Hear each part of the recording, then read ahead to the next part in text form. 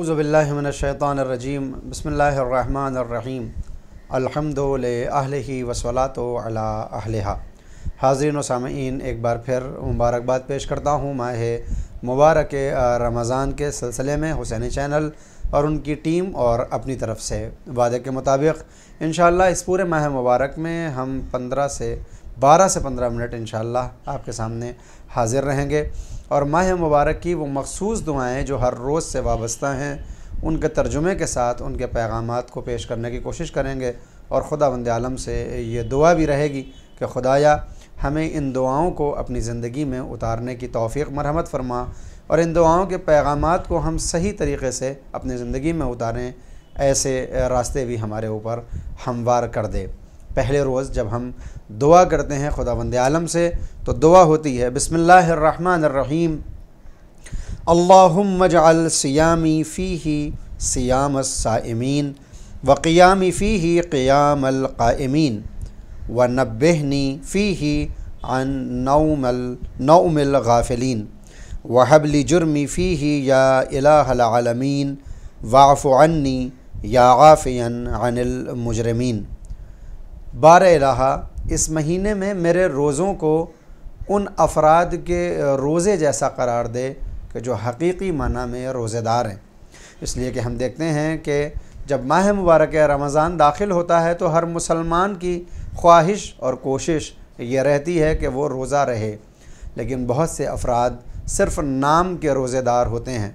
लिहाजा रवायात में मिलता है कि पैगम्बर इस्लाम ने किसी ख़ातून को देखा कि जो रोज़े से है मगर अपनी कनीज़ के ऊपर चिल्ला रही है और उसको डांट रही और ऐसे अल्फाज का इस्तेमाल कर रही है जो नाज़ेबा है।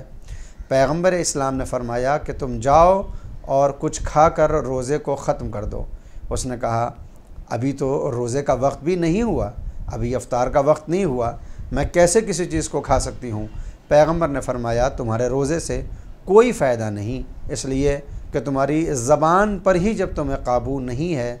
और रोज़े का मतलब इमसाक यानी अपने आप को बचाना उन चीज़ों से कि जो रोज़े को बातिल कर दिया करती हैं। सिर्फ़ वही चीज़ें कि जो बज़ाहिर रोज़े को बातिल करें उन्हीं से हमें नहीं बचना है, बल्कि हर उस चीज़ से बचना है जो हमें हैवानियत के रास्ते में ले जाकर खड़ा कर दे और इंसानियत से दूर करे। आपने इरशाद फरमाया कि तूने शिकम का रोज़ा रखा मगर ज़बान का रोज़ा नहीं रखा। तो बहुत से अफराद ऐसे होते हैं जो बज़ाहिर रोज़े से होते हैं लेकिन उनका रोज़ा रोज़ेदारों जैसा नहीं होता। दुआ करता है बंदा अल्लाहुम्मा जअल सियामी फ़ीही सियामस साइमीन, कि इस माह में मेरे रोज़े को रोज़ेदारों जो हकीकी रोज़ेदार हैं उनके रोज़े जैसा करार दे। व क़ियामी फ़ीही क़ियामल क़ाइमीन, और मेरी नमाज़ों को उन नमाज गुज़ारों की नमाज जैसा करार दे जो हकीकी माना में नमाज गुज़ार हैं। क्योंकि जब हम देखते हैं कि बहुत से अफराद नमाज़ें तो पढ़ते हैं लेकिन हकीकत में वो नमाज गुज़ार कहे जाने के लायक नहीं होते। हम खुद अपना मुआज़ना करें और मुहासबा करें कि क्या वाकई माना में हम वैसे नमाज़ पढ़ते हैं और वैसे क़याम करने वाले हैं जैसा खुदावंद आलम पसंद करता हो। लिहाजा इन नमाज़ों के साथ ये दुआ है, माबूद मुझे ये हुनर दे दे कि मेरी नमाज़ें भी वैसी ही नमाज़ें हो जाएं जैसी तू देखना चाहता है। व नब्बिहनी फ़ीही अन नौमिल गाफ़िलीन, और ए मेरे परवरदिगार, ए मेरे अल्लाह, मुझे मुतनब्बिह कर दे, मुझे होशियार कर दे, मुझे जगा दे उन गाफिलों की नींद से कि जो अभी तक मैं सो रहा था, यानी मुझे गफलत की नींद से बेदार कर दे। इस दुनिया के अंदर सबसे बड़ी मुसीबत यह है कि इंसान गफलत में पड़ा हुआ है और वह अपने आप को गाफिल भी महसूस नहीं करता। इसलिए कि जब इंसान गफलत का शिकार हो जाए तो फिर उसे किसी बात की परवाह नहीं रहती, न उसको इस बात का एहसास होता है कि उसके ऊपर अल्लाह ने कुछ वाजिबात और कुछ मुस्तहबात करार दिए हैं, कुछ फ़राइज़ और कुछ हुकूक़ करार दिए हैं। जब वो गफलत में होता है तो वो ये समझता है कि ये दुनिया हमेशा बाक़ी रहने वाली है और वो कब्र से गाफिल हो जाता है। जब गफलत की नींद में होता है तो इंसान सिर्फ़ अपने शिकम और अपनी ज़िंदगी और अपने अहलो अयाल के मुताल्लिक़ फ़िक्र करता है, जबकि उसके शानों पर दूसरों के हुकूक़ और फ़राइज़ भी अल्लाह की तरफ से डाले जा चुके होते हैं। लिहाजा दुआ, सबसे अहम दुआ पहले दिन यही है कि माबूद اگر ابھی تک میں غفلت کی نیند میں سویا ہوا تھا، غافلین میں سے تھا، تو مجھے جگا دے، ہوشیار کر دے، تاکہ میں روز قیامت غافلوں میں قرار نہ پاؤں۔ آگے وَحَبْ لِي جُرْمِي فِيهِ یا الہ العالمین، اے میرے پروردگار میرے جرم و جرائم کو معاف کر دے کہ تو ہی تو تمام عالم کا الہ ہے۔ اس لیے کہ ہر انسان مجرم ہے جب وہ جرم کرتا ہے خدا کا، جب کسی واجب کو چھوڑتا ہے تو وہ خدا کا مجرم ہے، جب کسی حرام کا ارتکاب کرتا ہے تو وہ اللہ کا مجرم ہے۔ لہٰذا اس زندگی میں، اس دنیا میں ہم بہت سے جرم کرتے ہیں۔ معبود اس ماہ مبارک رمضان کے پہلے روز میرے اوپر یہ رحم فرما کہ میرے جرموں کو معاف کر دے، اس لیے کہ اگر یہ جرم معاف نہ ہوئے تو وہ سورہ مریم میں کہتا ہے کہ روز قیامت کہ یوم نحشر المتقین الی الرحمن وفدا ونسوق المجرمین الی جہنم وردا، قیامت کے دن جہاں خدا متقین کو وفد کی صورت میں بلانے والا ہے، وہیں مجرموں کو پیاسے جانوروں کی مانند جہنم کے گڑھوں میں ڈالنے والا ہے۔ اے میرے اللہ، اگر میں ابھی تک مجرموں میں قرار پاتا تھا تو اس ماہ کے توسط سے، اس پہلے روز برکت کے صدقے میں مجھے مجرمین کی فہرست سے نکال دے اور میرے جرموں کو معاف کر دے۔ واعف عنی، معاف کر دے مجھے، یا عافیا عن المجرمین، کہ جو تمام مجرموں کو معاف کرنے والا ہے۔ اس پوری دعا کے اندر جہاں نماز، روزے اور اپنے جرم کے ارتکاب کی بات ہے، وہیں سب سے اہم بات ہے غفلت کی نیند سے جاگنا۔ اگر انسان ہوشیار نہ ہو تو پھر وہ غافل ہوتا ہے، اور ہم اس مہینے میں غفلت سے جاگنا چاہتے ہیں۔ کیسے معلوم ہو کہ ہم غافل ہیں؟ نشانی کیا ہے غفلت کی؟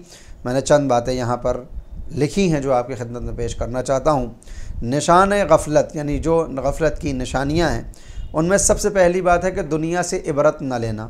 یعنی اگر انسان دنیا میں لوگوں کو دیکھے کہ وہ مر رہے ہیں، وہ بیمار ہو رہے ہیں، وہ اپنے بڑھاپے کی طرف جا رہے ہیں، وہ اپنے ضعف اور ناتوانی کی طرف جا رہے ہیں، مگر انسان پھر بھی یہ سوچے کہ اسے زندہ رہنا ہے ہمیشہ کے لیے، اسے جوان بنے رہنا ہے قیامت تک کے لیے، تو اس کا مطلب یہ ہے کہ یہ غافل ہے اور یہ دنیا سے عبرت نہیں لے رہا ہے کہ عنقریب عزرائیل اس کی بالین پر پہنچنے والا ہے اور اس کا بھی وہی انجام ہونے والا ہے جس انجام کو یہ دوسروں کے ساتھ ہوتے ہوئے دیکھ رہا ہے۔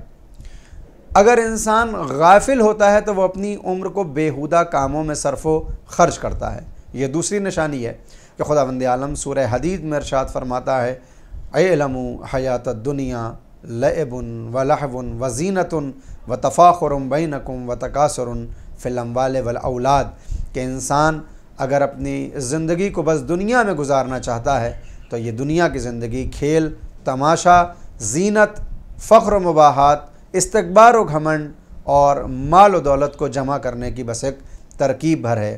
لہٰذا اگر انسان اس دنیا میں غافل ہو تو پھر وہ اپنی عمر کو بھی اسی کھیل کود، زینت، تفاخر اور تکاثر میں تمام کر دیتا ہے۔ تیسری نشانی غفلت کی ہے بے فکری، یعنی جب انسان اپنے آپ کو بالکل بے فکر بنا لے، اس سے کہا جائے چلو جماعت ہو رہی ہے نماز پڑھ لو، تو وہ یہ کہے کہ تم پڑھ لو میں پھر پڑھوں گا۔ اس سے یہ کہا جائے کہ ماہ مبارک رمضان ہے قرآن پڑھ لو، تو وہ یہ کہے کہ ابھی مجھے دوسرے کام ہیں، تم قرآن کی تلاوت کرو میں بعد میں کروں گا۔ جب اس سے کہا جائے کہ ماہ مبارک رمضان میں روزے رکھو، اور وہ یہ کہے کہ کیا میرے پاس اللہ کا دیا ہوا کھانا موجود نہیں ہے جو میں روزہ رکھوں، تو پھر ایسا انسان یاد رکھیں غافل ہے کہ وہ بے فکر ہو چکا ہے۔ اور ایسا غافل اگر اپنی زندگی میں اپنی غفلت سے بیدار نہ ہو تو پھر خسرت دنیا والآخرہ، دنیا میں بھی گھاٹا اٹھانے والا ہے اور آخرت میں بھی گھاٹا اٹھائے گا۔ اگر کوئی انسان غافل ہو جائے تو اس کا نتیجہ کیا ہوتا ہے؟ 5 چیزیں اس کے نتیجے میں آتی ہیں۔ سب سے پہلے غافل انسان نادان ہوتا ہے، یعنی اس کے پاس پھر عقل نہیں رہ جاتی، وہ نادانی والی باتیں کرنے لگتا ہے، اس کا دل سخت ہو جاتا ہے۔ اگر کوئی غافل ہو تو اس کے دل میں نرمی نہیں ہو سکتی بلکہ وہ قساوت قلب کا شکار ہو جائے گا۔ نمبر 3، وہ ہلاک ہو جائے گا۔ اگر انسان غافل ہو تو قرآن اور روایات کے پیش نظر وہ انسان عنقریب ہلاک ہو جانے والا ہے۔ نمبر 4، اس کا دل مر جاتا ہے، یعنی اگر انسان غافل ہو تو پھر اس کا دل مر جاتا ہے، جبکہ دل کو اطمینان دینے کے لیے قرآن کی آیت ہے الا بذکر اللہ تطمئن القلوب، بے شک اللہ کے ذکر میں ہی قلوب کا اطمینان ہے۔ لہٰذا انسان کو غفلت سے بیدار ہونا چاہیے تاکہ اس کا دل مرنے نہ پائے۔ نمبر 4 بصیرت۔ نمبر 5 بصیرت کا ختم ہو جانا اور گھاٹا اٹھانا، یعنی انسان اگر غافل ہو جائے اور بیدار نہ ہو تو پھر وہ گھاٹا اٹھانے والوں میں ہے، کیونکہ قرآن کریم کا اعلان ہے والعصر ان الانسان لفی خسر، زمانے کی قسم ہر انسان خسارے میں ہے الا الذین آمنوا وعملوا الصالحات، مگر یہ کہ جو ایمان لائے اور عمل صالح کو انجام دے۔ اور غافل انسان نہ ایمان لاتا ہے صحیح معنی میں، نہ عمل کو انجام دیتا ہے، لہٰذا یہ گھاٹا اٹھانے والوں میں ہوتا ہے اور اس کی بصیرت ختم ہو جاتی ہے۔ غفلت کے اسباب کیا ہیں؟ اسباب غفلت میں اموال و اولاد، کبھی انسان کے پاس مال بہت زیادہ ہو جاتا ہے یا اولاد کی محبت سبب بن جاتی ہے کہ وہ غافل ہو جاتا ہے خدا سے، غافل ہو جاتا ہے قبر سے، غافل ہو جاتا ہے محشر سے اور اپنی اس زندگی سے کہ جو کبھی ختم ہونے والی نہیں ہے۔ دوسری جو وجہ اور دوسرا عامل انسان کی غفلت کا ہے وہ ہے امکانات رفاہی، جب انسان دنیا کے تمام تجہیزات میں اپنے آپ کو غرق کر لیتا ہے اور اس دنیا کے تمام امکانات اس کے پاس آ جاتے ہیں تو وہ اپنے آپ کو فرعون اور قارون سمجھنے لگتا ہے کہ جس کے بعد انسان غافلوں میں شمار ہوتا ہے۔ نمبر 3 زیادہ طلبی، جب انسان حد سے زیادہ طلب کرنے لگے اور جتنا اس کو مل جائے وہ قانع نہ ہو بلکہ مزید مانگتا رہے تو پھر ایسا انسان غافل ہوتا ہے اور پھر غفلت کے بعد وہ دنیا اور آخرت میں گھاٹا اٹھانے والا ہے۔ ایک بار پھر دعا ہے کہ معبود اس پہلے دن ہماری نمازوں کو نمازیوں والی نماز، ہمارے روزوں کو روزہ داروں والا روزہ، ہمارے جرم کو معاف اور ہم کو خواب غفلت سے بیدار فرما، بحق محمد و آلہ الطیبین الطاہرین۔